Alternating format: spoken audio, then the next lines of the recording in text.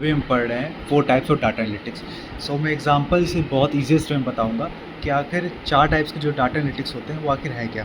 पहला होता है डिस्क्रिप्टिव एनालिटिक्स। फॉर एग्जांपल मान लो क्लास है, क्लास में बच्चों के टेस्ट होते हैं, स्टूडेंट्स के टेस्ट होते हैं और कौन से स्टूडेंट के कितने मार्क्स आए, उन सब के बारे में इंफॉर्मेशन कलेक्ट करना, स्टोर करना, उसको एनालाइज करना, यह आता है डिस्क्रिप्टिव एनालिटिक्स में। मतलब हम ऐसे इवेंट की बात कर रहे हैं जो पास्ट में हैपेंड हो चुकी है। और फिर दूसरा आता है डायग्नोस्टिक एनालिटिक्स, कि हम ये पता लगाते हैं कि आखिर जो पास में इवेंट हुआ है वो किस कारण से हुआ है। अभी हम डिस्क्रिप्टिव एनालिटिक्स पढ़ रहे थे, उसमें क्या था कि क्या चीज़ें हुई हैं पास में।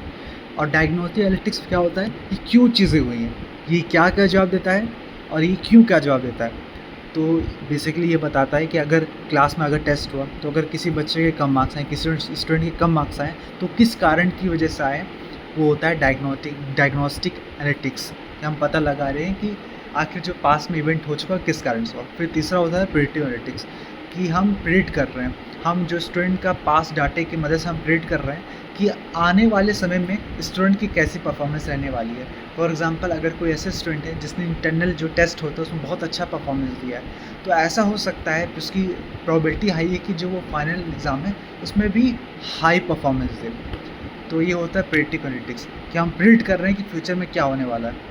फिर होता है एक prescriptive analytics. Prescriptive analytics last type है। तो इसका मतलब क्या होता है कि हम जो पास्ट डाटा है उसकी मदद से पता लगाते हैं कि हम अपना जो आउटकम है उसको और बेहतर कैसे बना सकते हैं। फॉर एग्ज़ाम्पल जो क्लास में टेस्ट हुआ है, हम अगर स्टूडेंट के किसी स्टूडेंट के कम मार्क्स आए, तो हम ऐसा क्या करें कि स्टूडेंट के मार्क्स बढ़ जाएँ।